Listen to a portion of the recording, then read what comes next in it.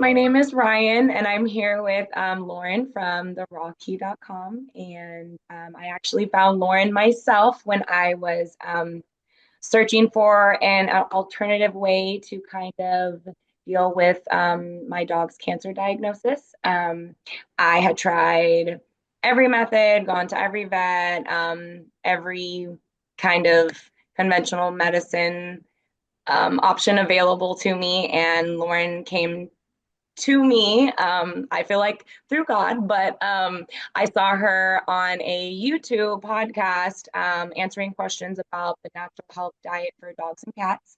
I was really interested in it. I had saved it for about a year prior to my dog getting that diagnosis. So when she finally got that diagnosis, and I was kind of ready for a Hail Mary attempt to kind of try to save whatever remaining months I had left with her, quality of life and everything like that. And I ended up watching it, and I learned a lot about her, a lot about the way that she's healed and reversed diseases in animals, as well as people.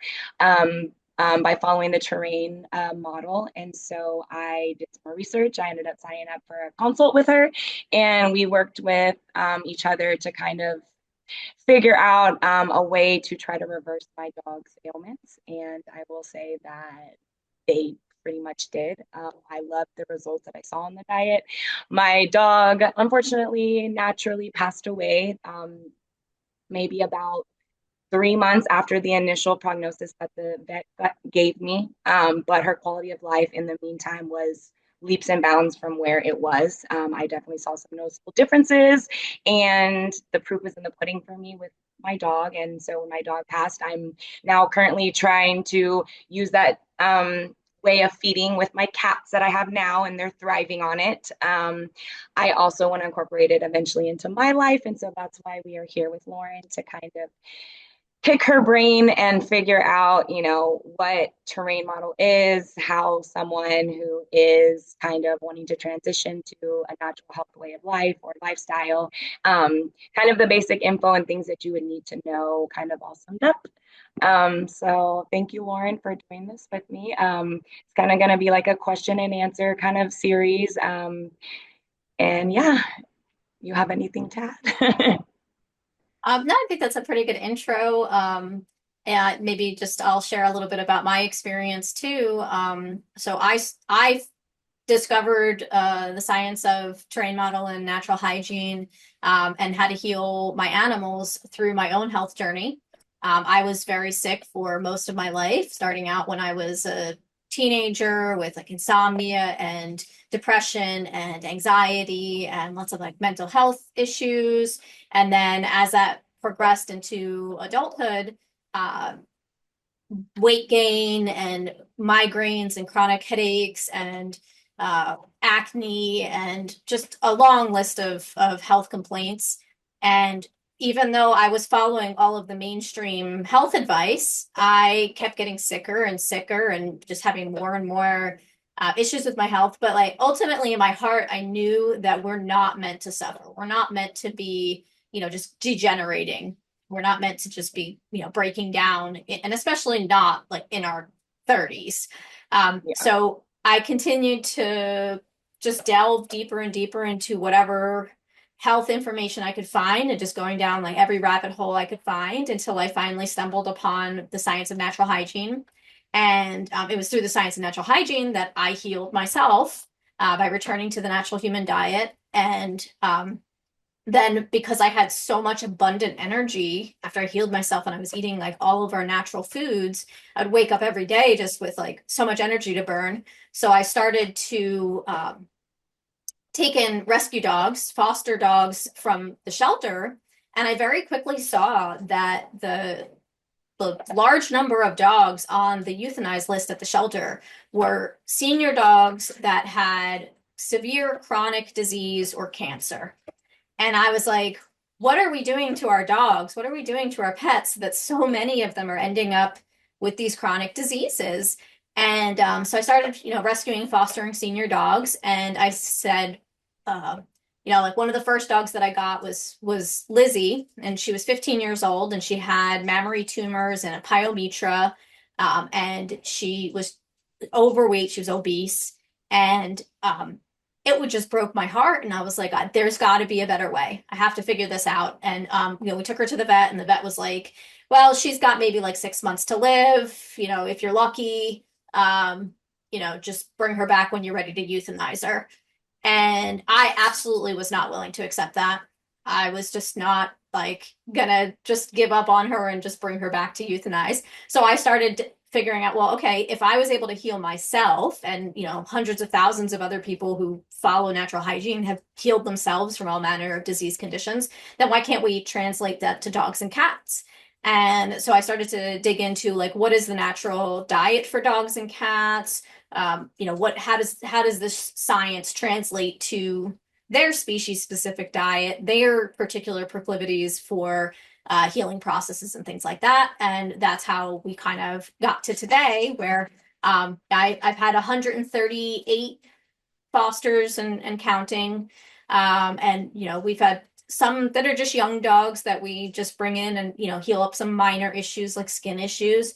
Had dogs with mange and things like that. And then we've, the majority of our dogs are senior dogs with like cancer, seizures, blind and deaf, and heart murmurs or heart disease, breathing issues. So like across the spectrum.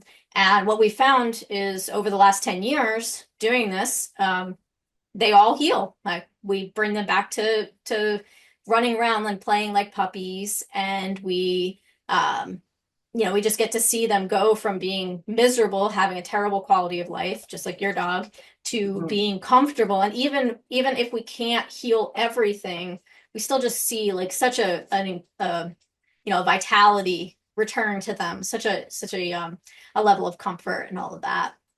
So that's kind of my a very short intro to like my history of this, and hopefully that will intrigue some people, and we'll kind of go over the basics today, and then maybe we'll continue the series with additional questions as things arise. Yeah, absolutely. Okay, I think maybe the first question is maybe what is the natural health, or what is natural health? Yeah, so natural health is, essentially, or like the science of natural hygiene is basically the scientific observation of what creates health. So, when you approach health from the medical model, there's a particular way of thinking about health. The predominant kind of thought is most disease conditions are a result either deficiency or of something attacking the body. So a germ or a bacteria or a virus attacking the body. And so based on that model, the medical model, the theory is we apply poisons to the body called medicines. Medicine is by definition a poison. That's the definition of medicine. And so we apply these poisons to the body in order to kill the germ or kill the bacteria or the virus or whatever they have determined is what they think the cause is. And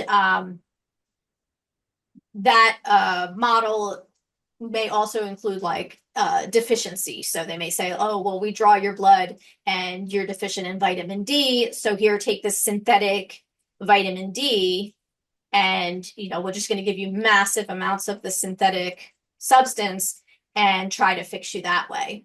And the natural health model looks at things very differently.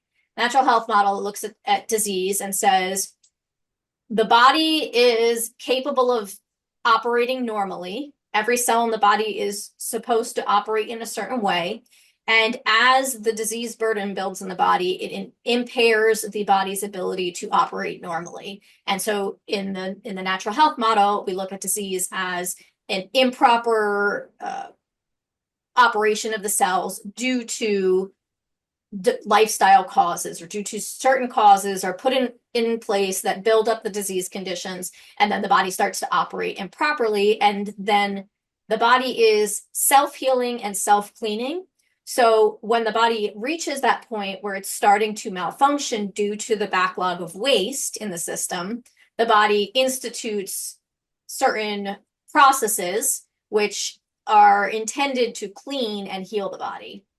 And so in medicine, we often look at these processes that the body is creating, and we say the body is wrong, bad, broken, and we need to stop those processes. Whereas in natural health, we look at it, or natural hygiene, we look at it and we say the processes are correct. The body is initiating them for a specific reason, for the benefit of the body, but the conditions are wrong. So the body is trying to correct the conditions, and the operations that it's creating are not harmful to the body, but they're beneficial to the body, and they're an effort for the body to correct those conditions. So where medicine looks to add to the body, like they want to add medications, add supplements, we look at what can we subtract from the causes. So we look at what is causing the body to not be operating at its prime efficiency, and how can we remove those causes, returning back to a more natural way of living, and by doing so, allow natural processes to return, allow the natural operation of the body to return, and therefore health will return. That's so when we talk about these processes that the body is naturally putting forth in order to try to either clean or detoxify or save the body, out conventional medicine is going to look at it as something that needs to be treated instead of letting it run its course. And so Exactly. and so whenever it gets treated with these medicines or chemotherapy or anything like that, then it's actually suppressing what the body is trying to save or do. Is that correct? Correct. Yeah. So, for example, a cold. In natural hygiene, we recognize a cold as a body instituted cleaning process. So you cough, you sneeze, you have a fever, maybe you have runny nose, you have maybe diarrhea or vomiting. All of these things are pushing material out of the body. So that those are all instituted by the body in order to clean and purge the body. So could Uh, you like in less words sum it up as like maybe detox symptoms as far as like your body exactly. detoxing and cleaning? So really what we're looking at is like I've got to stop the cough, I've got to stop the diarrhea, I've got to stop the runny nose, whatever. With medicine, it's really your body needing to get it out. And then if you would just let it run its course and not stop those processes, then you would get better faster. Yeah. Well, and natural hygiene doesn't just look at stopping like or keeping those processes running. We also want to look at why did the process begin in the first Again, in the place. first place. Right. Okay. Yeah. So with medicine, you have the cold. The cold is the detox process or the cleaning process. And when that starts, the doctor, the medicine teaches us we have to stop it, right? That their thought process is the body is wrong, bad, and broken for creating these cleaning processes. So we have to apply various poisons to the body in order to stop those processes. With natural hygiene, what we say is the body is not wrong for cleaning those for creating those cleaning processes, but the conditions going into the body are wrong. So in an optimal condition, if we're living by eating our appropriate diet, by having clean air and clean water and basic needs of life like financial stability and like a low stress environment, then in that condition, our body should never have to create a cold or a flu or any of these kind of healing processes. But because we eat an unnatural diet, we drink alcohol and take stimulants and take drugs, and we put all of this poisonous material into our body, and we have dirty air and we have dirty water that we're putting into the body. Periodically, the body has to go through this purge to bring it back into normal operation. So when medicine looks at it, like they're trying to add stuff in to suppress and stop the cleaning symptoms. And when we look at it through the lens of natural health or natural hygiene, we're looking to allow those processes to continue because we know that they are instituted by the body. They are for the benefit of the body. But we also want to look at why did they start in the first place? Are we in alignment with what's natural for us? How are we putting our body under distress, and how can we lift some of that distress so that our body doesn't have to create these cleaning processes in the future? Yeah. And so they're more of the life-saving processes more than like a natural process that should be happening all the time. Right. Yeah. I mean, we do like our body does detox 24/7, Okay. 365, right? So it's like you're always gonna have number one, cellular debris. So part of our detox process is just our normal cellular debris that's created as the body moves through its day. Like a great example of this is like if you go for a run after not having run for a long time, you might have some lactic acid build up in your muscles, and then you wake up sore the next day. And then the like a kind of basic detox process of the body is we're going to clear that lactic acid out. And so those acids will be broken down and eliminated through our urine. And that, is like a very basic level detox process. So like every cell is running through a detox process every single day normally. But what ends up happening when we have to create these like big expulsion events or these big healing events like colds and flu, the body is under a large amount of burden.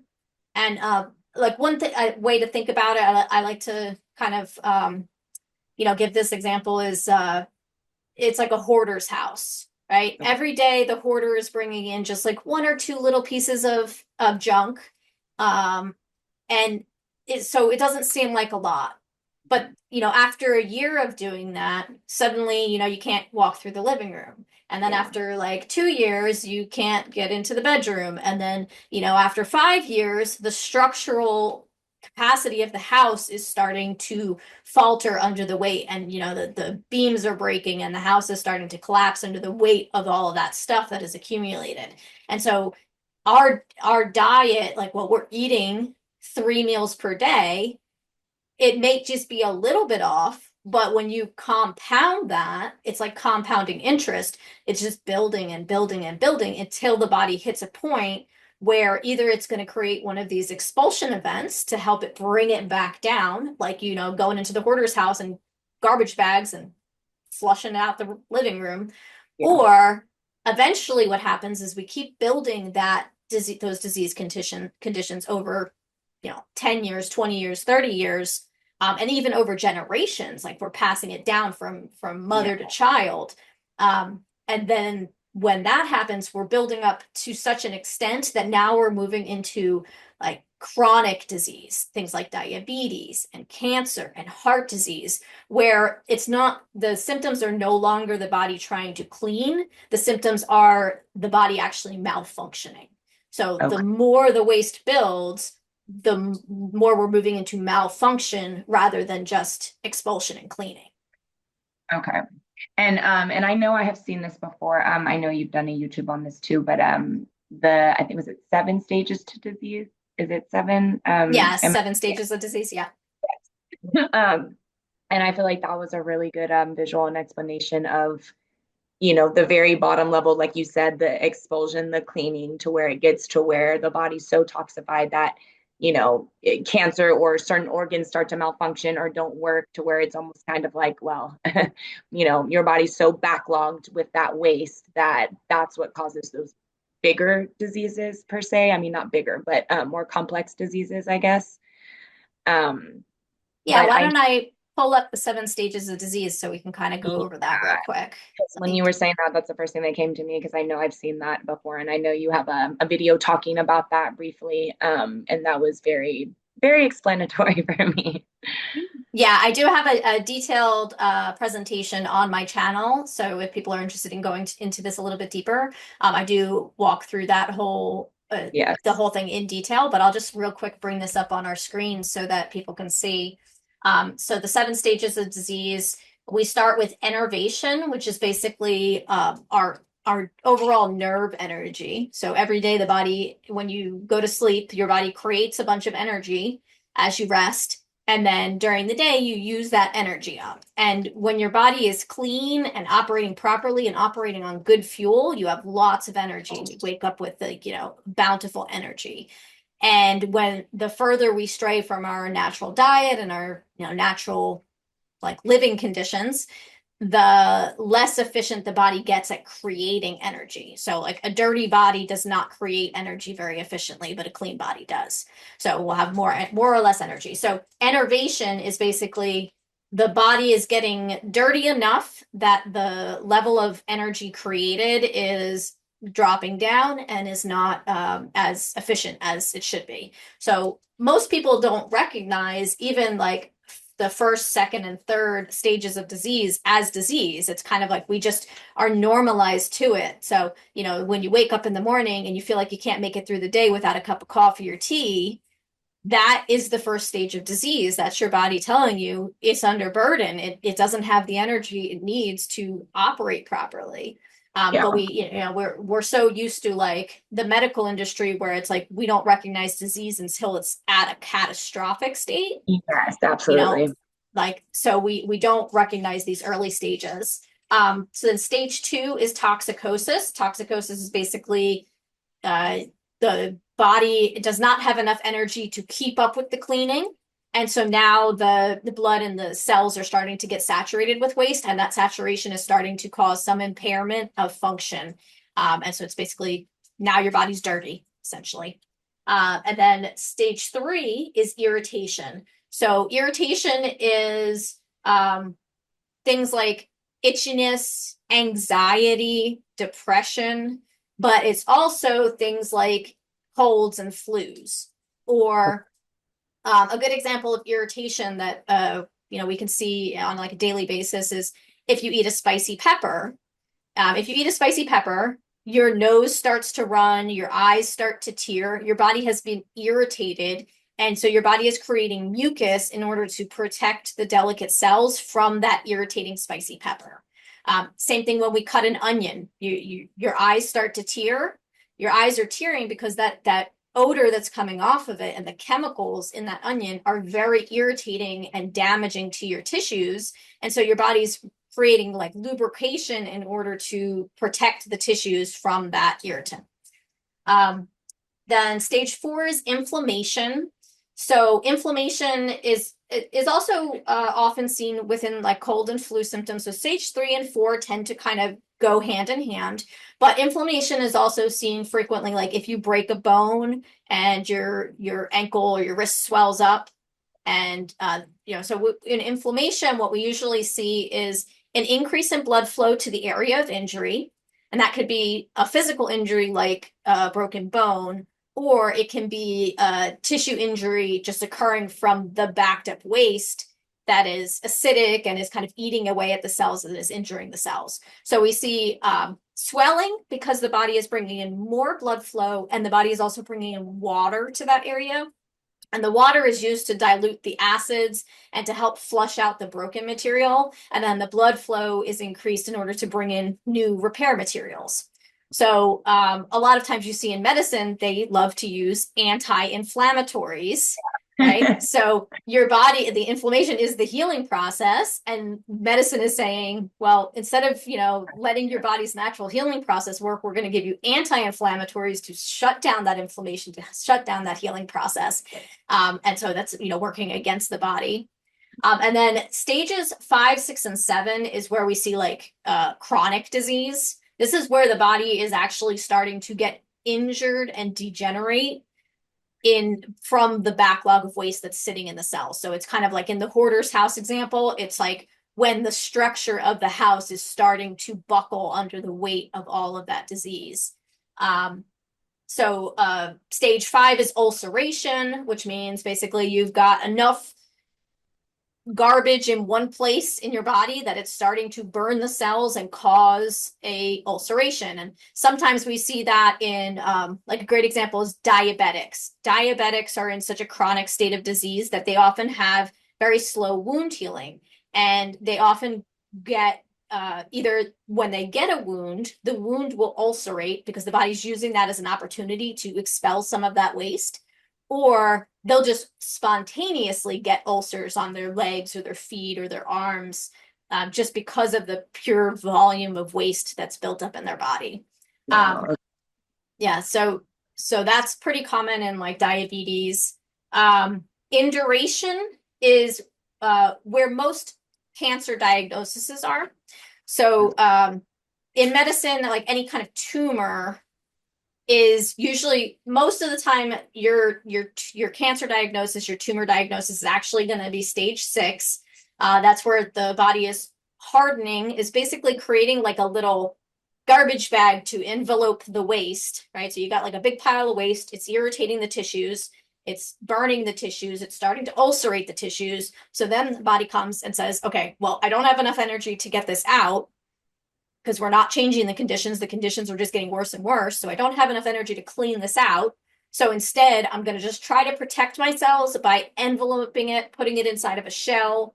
So the body creates scar tissue in order to create like a little shell around that. And that's what we see as tumors. And then cancer is actually slightly different than tumors. Cancer is when the individual cells have become so toxic that they no longer operate as a normal cell. So in the medical narrative, they often call it going rogue. The cancer cells go rogue. Oh, yes, I've heard that. Right. And then, their narrative is like the cancer cells proliferate, they go rogue, and then they just start dividing uncontrollably and all of that. In reality, what's happening is the conditions are so toxic in that area that the cells can't operate like a normal healthy cell anymore because the oxygen available to the cell has plummeted. And so the cell actually reverts back to its bacterial form. And then the bacterial form is in every man for itself mode.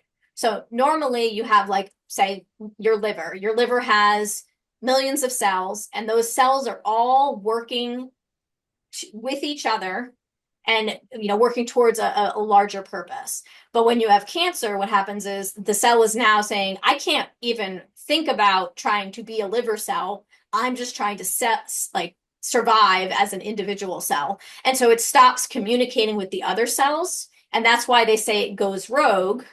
And it's just really just trying to survive in the toxic soup that we've created. So, Okay. when we have that level of like stage 7, the body is at like a very low vitality. It doesn't have a lot of energy to go ahead and do like a purging, like a cold or a flu. But so all the waste is just kind of stuck in there.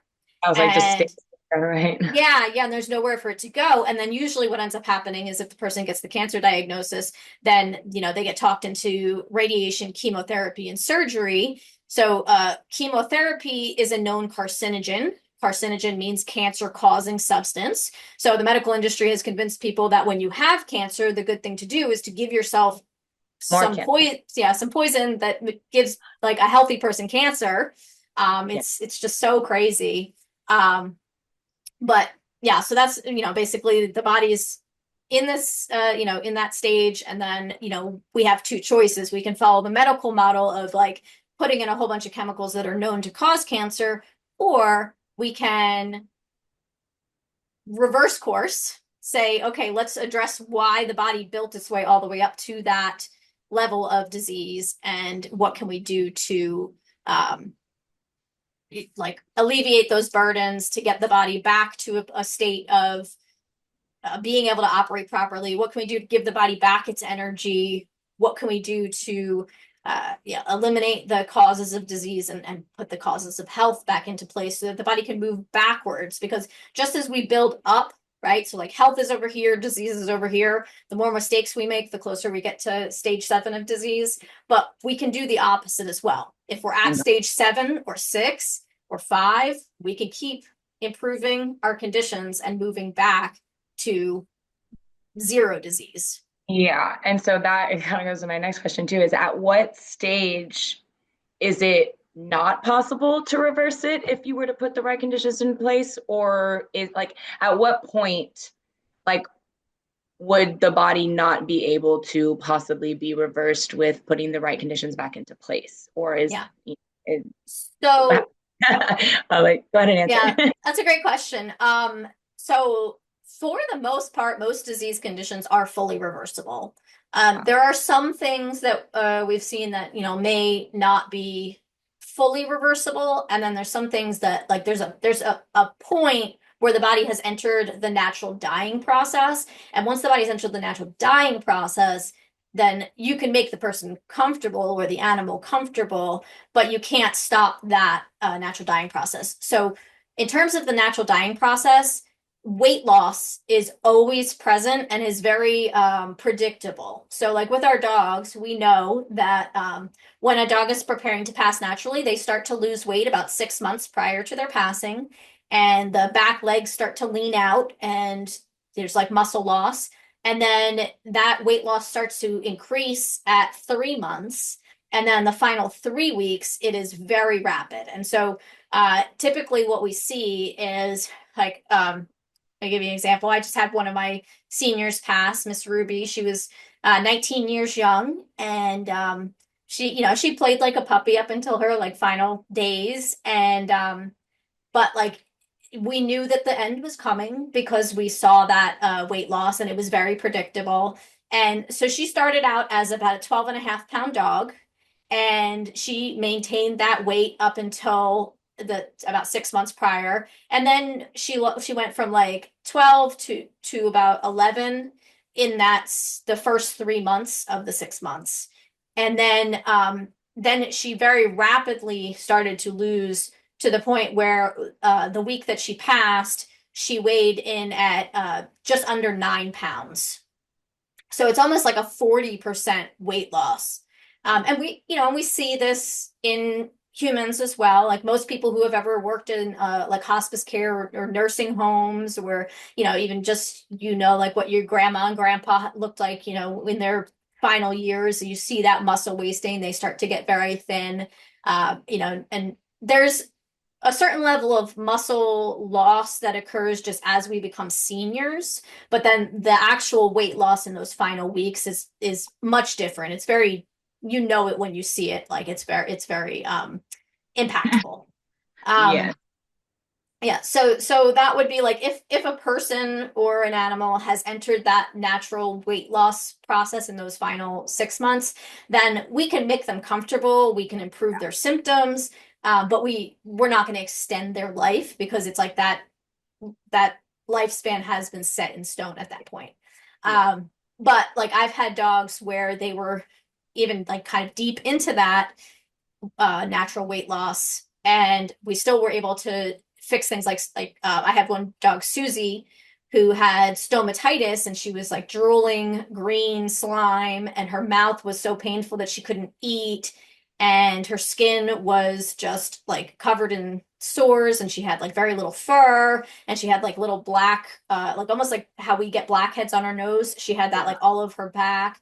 Oh, And within 30 days of putting her on all fruit, we were able to get her mouth to a point where she could eat comfortably. We were able to get her fur growing back, even though she was losing weight, and she was like, in that natural dying process, like her yeah. fur came in and really like beautiful and shiny. And, she was just able to have that quality of life. Yeah. So, even when we can't fix everything, we still are able to, give them comfort, make them feel better.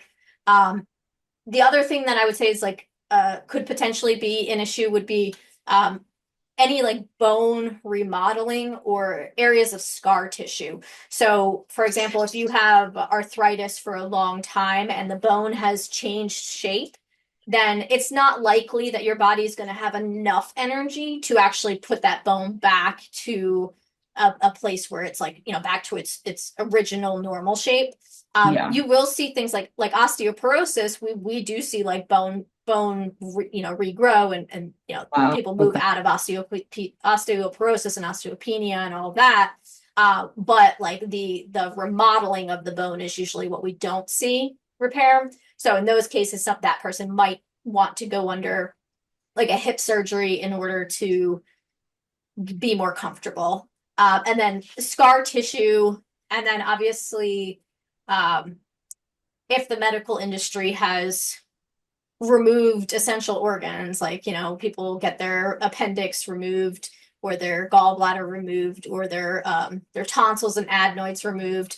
That's a whole other conversation, because did they really need to have those done? Yeah, no, and we should do an entire conversation on that. Yes. Um, Like I'm thinking of all these things while you're saying yeah, it. yeah.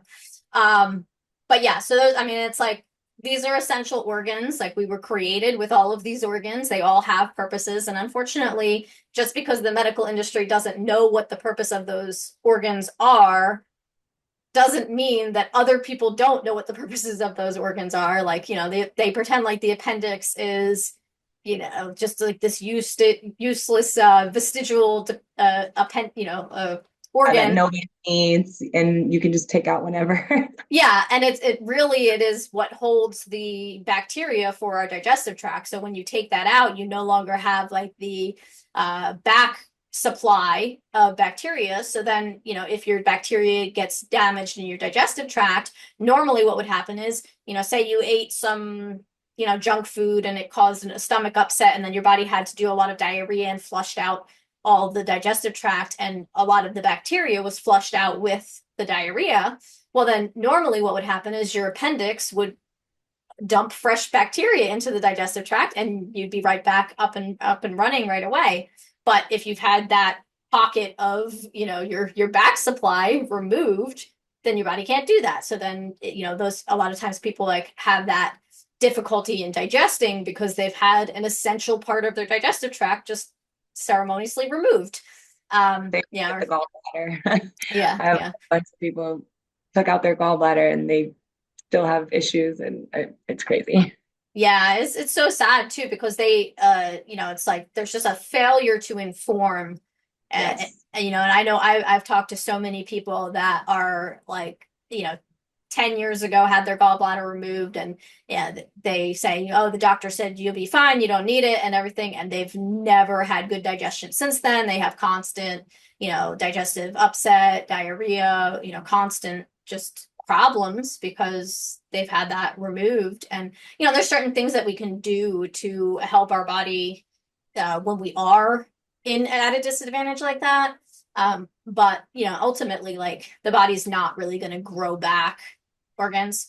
Although I won't completely rule it out, the ability of the body to grow things back, because I actually have three different people that I've spoken with who had their thyroid surgically removed as children or young adults, like in their teens, who in their 30s, 40s, and 50s have found out that their thyroid grew back.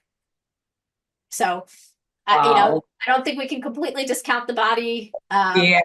in any instance, but I would say those are the things that we would probably not see heal in most people. Okay. So, like, when people get the cancer diagnosis, I mean, if they can improve the conditions of their body, should they not look at it as a death sentence? I mean, obviously, we need to fix the reason why you even got to that point. But if, say, they're at that point and they're ready to make a change or try something different than just chemotherapy, oh, would they be able to do that? I mean, I have so many clients in my group, in our support group, because we run a support group that helps people transition back to the natural diet, and we have like recipes and all of that. And so in our group, we have a number of people who have either healed cancer or are in the process of healing cancer. It's absolutely not a death sentence, unless the only time cancer is an end of life situation is when we have that weight loss occurring. So if the body is breaking down in that very, in the same way that a person who lives to, 110 and then starts dying naturally, if we've entered that stage of muscle wasting and, the body breaking down, then that would be considered, Kind of like yeah. But, nothing. even in, yeah, one of the, kind of early proponents of natural hygiene, was a man named T.C. Fry, and he ran a fasting center in Austin, Texas, back in the 70s and 80s. And then there was a Herbert Shelton as well. He in the like 40s and 50s, he ran a fasting center in Austin, Texas, and both of them had fasted people with cancer, and for the most part, most of them healed, but they both had like experiences with at least one person where they had already entered that like that weight loss period where the body was not able to gain weight and it was just continuously losing weight. But both of them had documented the experience of the patient as the person was in significant pain, and then when they started to fast, they were, even though they still did pass of the cancer, their pain was significantly alleviated. They were able to actually like, enjoy their remaining days, versus, the people, if you look at the kind of traditional chemotherapy, it's like pure misery. I mean, they're, sick, vomiting, the body's trying its best to like survive the poisoning that's happening to them. So Yeah. it's creating all of those elimination symptoms. Because if you look at the side effects of chemotherapy, it's cold and flu symptoms, Yep. it's detox symptoms, it's poison coming in, body expelling it. Yep. So yeah, so I would say like, anybody who has, a cancer diagnosis, like they should be advocating for themselves, they should be educating themselves, they should be, um, just doing the research, because the medical industry is not going to tell you anything outside of their business model. Right? Yep. Their business is to make money. They are not in healthcare as much as they advertise themselves to be. They are a disease for profit industry, and their industry only makes money when you stay sick. If you are So sick. yeah, so their entire system from its very foundations was built as a business model for profit. It wasn't built as like a altruistic industry of just like trying to help people. It was, this is a business, how can we make the most money off of people? And Under the so illusion of helping them and their health. yeah, exactly. And and then the media and the film industry has like beat that into our heads that doctor knows best, follow doctor's orders, doctors are heroes. We're constantly bombarded with like shows like the ER shows, Grey's Anatomy, things where it's just hyping up the doctor as like, yeah, yeah, as these it's like the god of, of health. And it's very appealing to like when you're scared, when you're sick, and when you don't know what to do. It's very appealing to just be like, I'm going to put my faith in the doctor because, they've seen this so many times. They know what they're doing. They, They are went to the school expert. for it. Yeah. And so, it continues to feed the system because it feeds our natural tendency of like, like we are kind of taught that the body is too complicated for the average person to understand. You have to pay a lot of money, and you have to go to medical school, and you have to learn all the medical lingo, and they have all their special languages to make us feel stupid. And so we're constantly fed that narrative in order to continue people putting their faith in medicine. But if you take a step back and you look at it statistically, um, iatrogenic death, which means I followed my doctor's orders perfectly and died because of that, is the third leading cause of death in the US. Right? So you've got, I think it's cancer and heart disease, and then iatrogenic death. 9 out of the top 10 diseases are fully reversible diseases of lifestyle that are made worse by medicine. So, heart disease, we know that you can put people on a plant-based diet and quickly reverse heart disease within a matter of months. Diabetes, plant-based diet, we know that it reverses diabetes in a matter of sometimes weeks. I like my a friend of mine, his father had his sugars in the 300s. Within 7 days, his doctor said, "You are no longer diabetic," just by changing his diet. And then Wow. he had a heart attack, so he was on like heart medications. They got him off the heart medications within 6 months. So Wow. that's how rapid we can make huge improvements to our health if we just have the knowledge that we need to have. Yeah, absolutely. Yeah, that's crazy. I did think of two questions. They might be kind of tangent, but not really. When we're talking about the detox symptoms and the processes and stuff like that of the body, I really want you to kind of maybe dive in on like what hunger pangs and what we've been trained to think that I'm hungry, I'm hungry. Oh, my stomach's hurt, I'm starving. Like those, like, can you kind of like touch base on those? Because I know whenever I don't remember, I don't know if it was in the Facebook group that you talked about it or we had talked about it in a consult. I don't remember, but I remember hearing that information. And I mean, it has completely changed my way of thinking of hunger and what I truly need to be putting in my body versus eating out of boredom or eating out of emotions or whatever it is.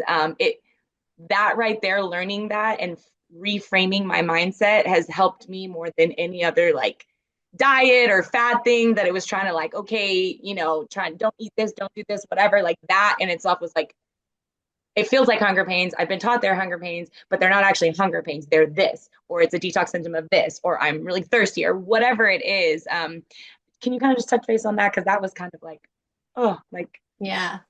Yeah, mind blowing for me. and that's, that is one of those core pieces of information that like is sink or swim, because of like if you think wrongly, then you're continuing to build the disease There's such conditions in that dire situation. consequences for it. Yeah.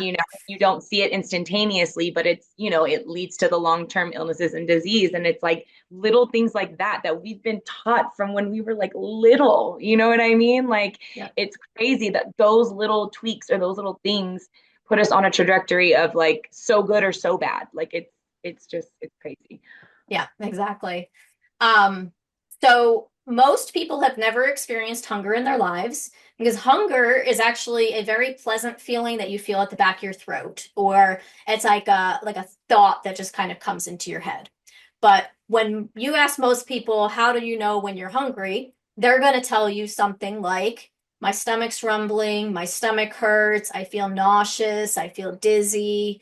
I just it's like this uncomfortable. It's always an uncomfortable feeling rather than something that's pleasant. Um, so what we're really, what we call hunger pains, or the pain that we're feeling is not hunger at all, but is actually the body trying to clean. And, much like a cold is uncomfortable. It's not really fun to go through a cold or a flu. It's kind of miserable, but it's the body expelling waste and cleaning. It's essentially the consequences of our bad actions before. That's what I was gonna say. It's the number one consequence of what you've been doing to your body, to where it's Yeah. like, and that's almost the instantaneous consequence to me that your body is kind of like, hey, like I'm stopping you right now before you continue. Like I'm stopping you right now that we don't pay attention to. Yeah. We just try to And suppress it with the food, which causes a whole nother detox thing, and that's why your hunger pains go away. Do I understand that correctly? And I'm gonna let you explain it, but yeah, just between me and you, is that do I understand that for the most exactly. part, kind of? And it's just like a Yep. vicious cycle to where we think we're hungry, but really we're just detoxing, and then we're hungry and Yep. okay, Yeah. I And was what just we're making sure I doing, understood that. yeah, what we're doing is, we're eating things that are irritating to the body, right? So a lot of the things that are in kind of the standard American diet are, spicy or bitter, or like in some way they're an irritant, right? So like onions and garlic contain allicin. It's a poison that damages our cells. Um, Spices, cayenne pepper, jalapenos, salt is a cellular poison that actually damages our cells. If you've ever like put salt on a slug, like they like shrivel up and die very quickly. Like that's a slug. The outside of a slug is like the inside of your digestive tract. So, when we're eating salt, that's injuring our stomach. Or, a really great example that a lot of people can relate to is if you've ever like had quite a bit of alcohol to drink the night before, a lot of times you wake up the next morning and you feel ravenous and you just want to eat like very heavy things, and you're gravitating towards like fats and like really kind of heavy foods because your stomach is just kind of churning and feels awful, and you just kind of want that to stop.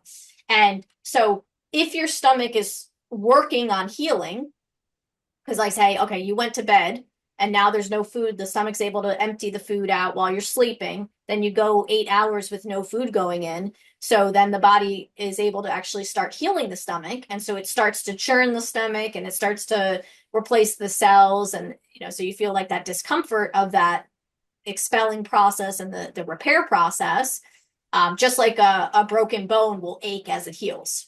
So, you start cleaning, your body starts cleaning, and then you wake up in the morning and you have like all of this stomach discomfort. And so your instinct is, oh, I'm hungry. And so then you put food into the stomach. And then when you put food into the stomach, now the stomach's full and it can't continue the cleaning process. So So the discomfort has gone as well. right, exactly. And the detox symptoms have gone as well because a lot of times too is like if you've had something particularly toxic, like you've had some alcohol the night before, um, you might start to get dizzy and nauseous and headache, which if you think about when a heroin addict goes to a rehab facility, what do they go through? They go through a detox, and what is the detox symptoms? It's cold and flu symptoms. They're vomiting, they have diarrhea, they have headaches, they are nauseous, bright lights in their eyes, and all of that. So it's the same process whether you're drinking alcohol, you're doing a drug addiction, or you're injuring your body with food. And so we go through that process, and then we put some more food into the stomach, and then that temporarily halts that detox process because now the body doesn't have enough energy to clean. It's got to focus on the food that's going in. It's got to digest that food. And so the process is temporarily halted. But then later in the day, it tries to start again because now the food that you ate this morning has moved through. And so that same, dizzy, nauseous, ravenousness returns. And then we eat again. And, we kind of continue this process through the whole day. And what you find is when people return to the natural diet and we stop putting those irritants in, we no longer have that. Like I can get up in the morning, work until 2 o'clock, not think about food once. I have no discomfort. I have no upset stomach. But if I have, so a little bit of less than ideal food, the next morning I do wake up with that stomach discomfort. And then I know now, okay, well, that's just the body trying to heal. So I just kind of go about my day, drink water, and wait till my normal kind of eating schedule and just deal with the consequences of my actions. And I just, maybe because I know that now, I'm able to accept that and just be like, okay, it's going to pass. And the thing is, how we can confirm this is the fact that it does pass. So if we were actually hungry and then we skipped the meal and we just kind of, dealt with it for a few hours, the symptoms pass. They always pass. For some people, if your body's really toxic, it might take like 2 or 3 days for the symptoms to pass, but they always pass. And so, we know that they can't be hunger because if they were hunger, they It would would, continue until you actually fed the body. And also, obviously, like if someone's overweight, they have a lot of excess calories in their system. So they're not ever going to be hungry if you're overweight. And so if you have hunger as when you're overweight, you know that your body doesn't actually need food. It's got a reserve. It's got a reserve of energy. So it doesn't need food. So it's not a physiological process of needing food. It's something else. So, absolutely. yeah. Yeah. And when you just said that, I'm like, that's how I tested it out even too, is I went on a prolonged fast. I wanted to see how long I could go without, with suppressing my hunger pains and, um, my willpower and my, what am I looking for? Oh my God, I can't think of the word. Self-control. There you go. My self-control. And so, I was just like you. It was like I got those pains, but in my head, I was like, okay, no, I'm detoxing from what I ate before because obviously I knew that I had been fasting from eating bad prior. And so once I got through, I think it was 24 hours, maybe 36, but when I got to 30, no, not 36, I'm sorry, 20, probably around like 27 hours, um I didn't have hunger pains anymore, and it just like you said, like went away. And the times that I did have that discomfort that felt like the hunger pains, I just distracted myself and drank like lemon water, or distracted myself and went outside and took a walk and just distracted myself from that because I knew in my head, I'm like, I'm not truly hungry.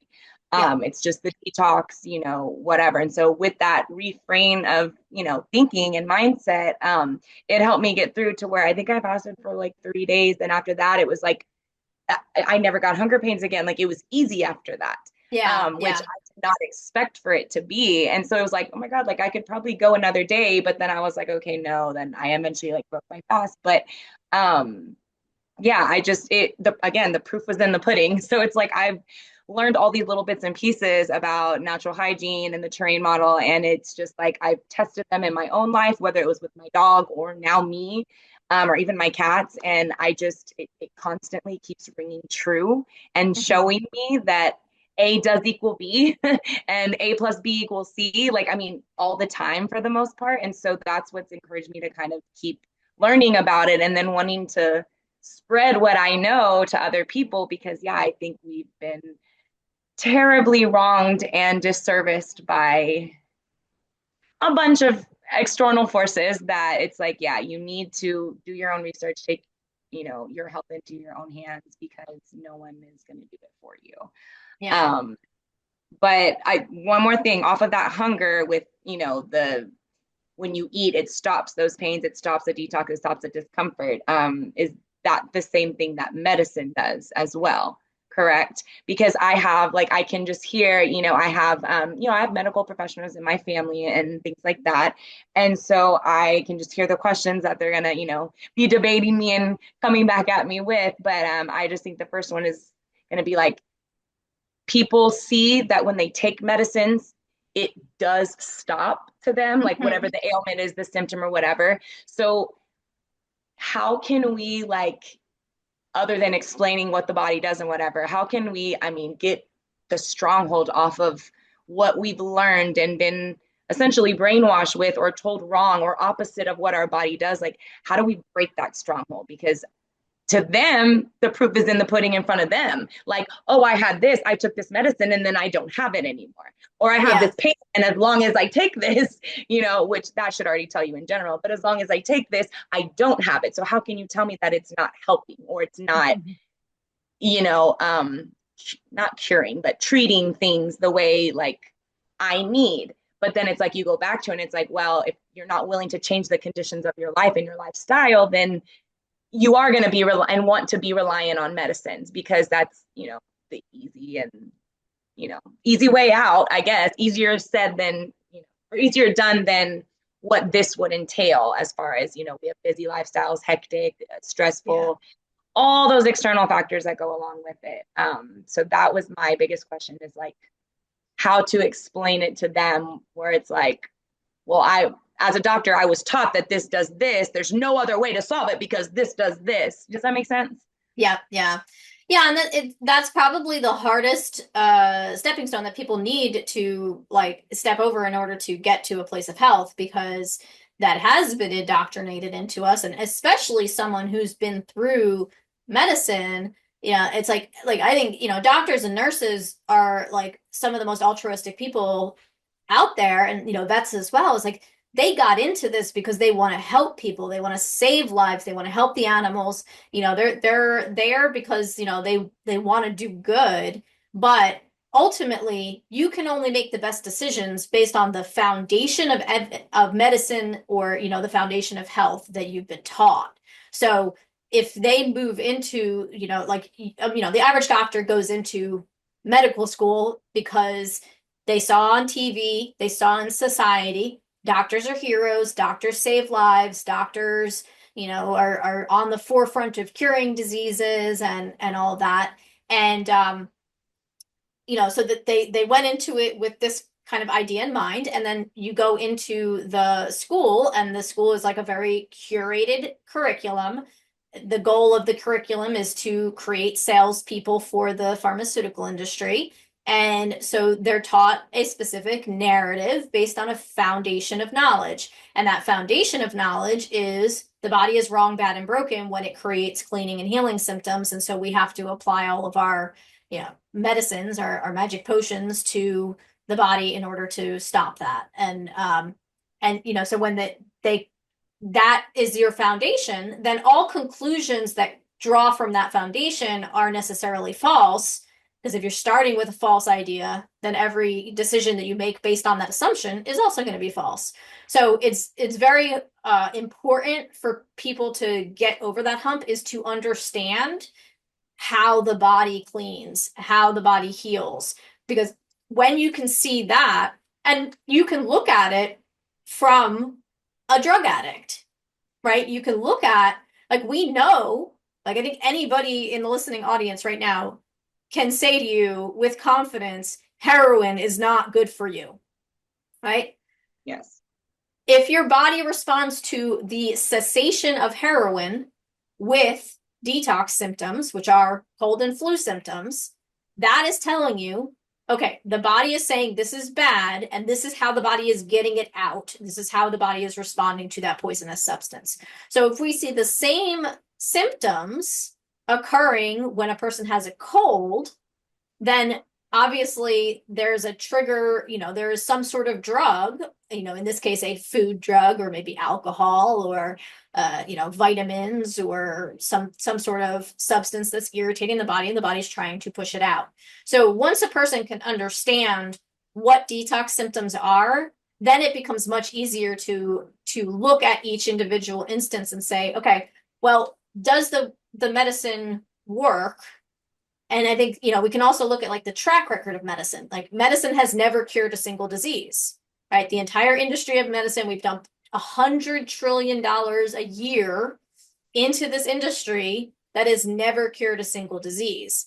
And so that should say to us, okay, well, something in their foundation is wrong if they're not able, after all that money, all that research, if they're not able to even cure like one disease.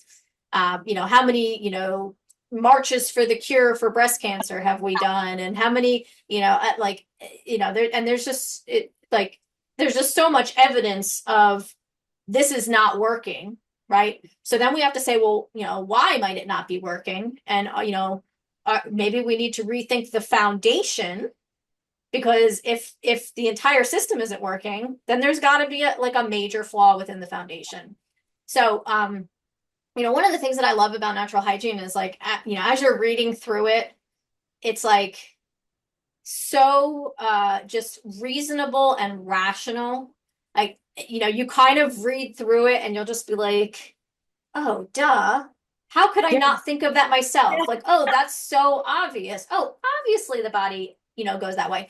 Whereas when you look at medicine, everything's like very convoluted. It's very with specialized language, and everything's very complicated. Yeah, and then they always got to run more tests. Okay, well, these didn't show anything. Let's run more. Okay, we got to do this, this, and this. And it's like, yeah. And I felt the same way reading. I think it was TC Fry is the one that you sent me the first time with Kona. And then I think the second one you had posted in the Facebook group was Shelton. So yeah, I think Dr. Shelton. Yeah, I think it was Dr. Shelton's that I was reading. And I always try to read it when I'm on an airplane, because I swear that's the only time I can read something. But since it was on my phone and easy to read, I just started reading it. And it was just like the TC Fry, same thing. I was like, oh my God, yeah. Oh, that makes sense. Well, that's logical. Like, yeah, like that makes sense. Like, it was just like always that. And then when I read the Shelton one, his was in a more like, I guess, user-friendly read, to where like it was even more basic. And I was like, how does it get simpler than what this guy said? And it was just like like I said, A plus B always equals C. And like a detox symptom is a detox symptom is a detox symptom. Like, and it's like there's so many, like once you know all of them, then it's like you're able to understand your body better and what's happening, to where I don't even know that much about it. I'm still learning, but it's like if anything comes on my body, or like any bump, lump, ailment, sickness, whatever, like I'm like, okay, no, I'm gonna fast, or I'm gonna wait for this, or it's just a detox symptom. Like, I'm already going to that, to where it's like I'm scared to go to the doctor more so than what's actually like, I'm scared of what's actually happening in or to my body. Like, because I just know that I'm like, I have the resources and the mindset to think of a different way to try to solve it, or a different mindset or way of thinking of what it is, to where like, I don't know. It's just like you said, just everything makes sense when you read it with them, or those books. The Natural Hygiene, sorry. Yeah, and what we can do is we can include some links in the description for anybody who would like to read those books. The books that Ryan was talking about was T.C. Fry's Life Science course. It's a 2,295 page. It's actually a course that was created for natural hygiene practitioners to actually learn how to help educate their clients and help them heal. And when TC Fry passed away, he gifted that to the community, because he just felt like that was the right thing to do. And so, we have that for free as a free resources to anybody who is interested in learning this. And then, Dr. Shelton has a huge array of books that he's written over the years. And, so we can include some links below to anybody who would like to just read and learn. Yeah. It's powerful information. And, I think one thing that you mentioned before that kind of like spurred this thought to me was like, if somebody's lying is very hard to do because it gets very complicated, right? You have to keep like building the story, and it's easy to forget all of the details because you're building this like big complicated thing. And so if you look at medicine is this big complicated convoluted thing where you have to like be narrow specialty. Nobody in like the layman's can understand what you're doing. You have to go to special school and you have to get all of the secret knowledge, this like occult knowledge. Whereas truth, if I tell the truth, it just rolls off the tongue. It's simple. Did you do that thing? No. Like it's very, very simple and not convoluted. And that's what I love about natural hygiene is it's simple. It's, when they start talking about how the body works, it's not complicated. It doesn't require any special degrees. Understanding how our body works is something that even a 5-year-old could do. A 5-year-old could be given this information and learn how to heal themselves and, learn how to operate in conditions of health and never have to, pay exorbitant amounts of money or end up with, crippling medical debt or, any of these things that are just very common within the medical industry. Yeah, absolutely. I do have one question. So when we talk about like the terrain model, can you kind of elaborate a little bit on that as far as like what is considered terrain or what that actually even means? Yeah. Can you touch on that a little bit? Yeah, so like if you search like in Google for terrain, there's a couple things that are going to come up like terrain theory and then terrain model and then like the science of natural hygiene, or sometimes it's called the life science. And they're all interconnected, but terrain theory is like the very origins. It's like the very, very beginning. So basically 150 years ago during the time of Pasteur, there were a group of scientists who were studying bacteria and microzyma, which is like tiny little fragments of cells. They're like the smallest known organism. And so there was this man, Antoine Béchamp, and then there was Pasteur. And basically, Béchamp said, the germ is nothing, the terrain is everything. So in other words, the germ is not the cause of disease, it's the conditions that feed the germ that are the cause of disease. And then Pasteur came along and said, no, we want to sell these, chemicals that my family sells. Like we're in the chemistry business, and so we want people to know that the germ is the cause, because if we tell them that the germ is the cause, then we can sell them these potions that we have that kill germs, right? And so there was like this war of these scientists, and as is with most things in this world, money wins out. And so Pasteur had a much bigger financial backing. Béchamp was much more of just a scientist, like he was just interested in the science, whereas Pasteur had this, big money business that he was part of through his family lineage and just through, his backers, his financial backers. They won out in the propaganda, in the how do you disseminate the information to the public. So somebody who's just purely interested in truth and science, they're not necessarily looking for big money backers, and they're not going to be out there with the propaganda. But if you have a business, then you have a motivation to get that information out there. And so you have these two people. This is roughly 150 years ago. And then from that, you have a number of scientists that continued on Béchamp's research. And so, you start with the terrain theory, And then you have these people that said, well, this makes sense, and we're gonna like test this, and we're gonna see like, what the, drawing out of this is. And so you have the beginnings of like natural hygiene and nature cure, where these scientists were looking at like, okay, well, if it's not the germ causing disease, it's the terrain, it's the conditions that are being provided to the body that are causing disease, then what are the optimal conditions that create health? So if we're doing wrong things that are creating disease, there must be right things to do that create health. And so the 150 years of just observing nature, running through the scientific method, the this entire body of biology, anatomy, physiology, was all built together to study the most optimal conditions that lead to health. And so that is what it was originally called nature cure, and then nature cure kind of split and it became natural hygiene. And then in modern day, like we kind of call it more of like life science or natural hygiene. It's kind of interchangeable.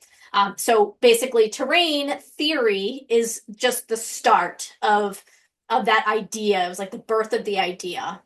Okay. And then the terrain model is basically like everything we've learned That from the came out of time that that. Basham's time to modern day, where, Okay. now we know, this is the optimal human diet. These are the conditions of like air pollution and water pollution and all of these other lifestyle factors that impact our health. And, we're able to take people from a state of disease and return them to a state of health. We're able to take people in a state of health and keep them in a state of health, because we have this body of knowledge of anatomy, physiology, cellular biology, nutrition, and all of that together. Okay. Okay. Let's see what other questions we have. I don't know. Do you have anything to add? Do we need to add anything to like Well, a I think basic? we're probably running to the point where people are running out of Yeah. We're ability like, to process. So maybe we can yeah. kick off the next video with some additional questions. So Okay. Yeah. um, No, that's fine. As long as I just wanted to make sure to like cover kind of a roundabout. So yeah, try to yeah, answer. Um, yeah, it's a lot to cover. So I hopefully know. everybody enjoyed this video, and we can come back with another one shortly, kind of expanding on some of the ideas that we talked about today. And, maybe people can leave some questions in the comments. So that will give us a little bit more direction about what to talk to or what to talk about in future videos. Yes, absolutely. I know I do want to do some probably on like neurological stuff as far as like dementia, Alzheimer's, stuff like that, and how that can be reversed or if it can be reversed or, what someone with that diagnosis would possibly, how could they start to, incorporate this lifestyle or kind of take steps to reverse that if possible. And then, maybe even one on cancer as well, and kind of maybe like the more specific ones with like more questions specific to those things.